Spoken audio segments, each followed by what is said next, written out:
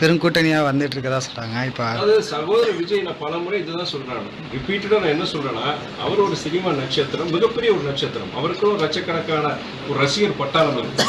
அது அவர் ஒரு அரசியல் இயக்கத்துக்கு ஆரம்பிக்கிறதுக்கு ஒரு பெரிய உத்வேகத்தை கொடுக்கும். அதே வேளையில அரசியல் ரீதியா தேர்தல் களங்கள் அவர் வெற்றி பெறணும்னா, அந்த உச்ச இடத்துக்கு வரணும்னா அவருடைய செயல்பாடுகள் வச்சுதான் இருக்கு.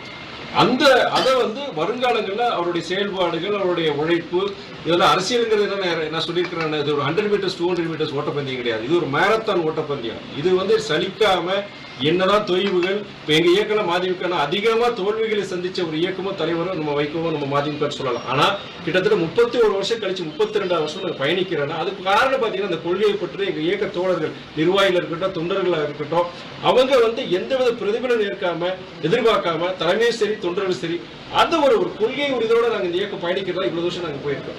சகோதரர் விஜய் பொறுத்திருக்கேன்னா ஒரு மிகப்பெரிய நட்சத்திரம். அவர் இன்னைக்கு வாய்ப்புகள் எந்த இலக்கியம் அவர் அடைய முடியாது கிடையாது. அந்த அடையிறதுக்குள்ள வாய்ப்புகள் இருக்கு. ஆனால் அவருடைய செயல்பாடுகள், கொள்கைகள் வர்ற காலங்கள் அவருடைய இதை வச்சுதான், அவருடைய முயற்சி அதை வச்சு நம்ம சொல்ல முடியும்.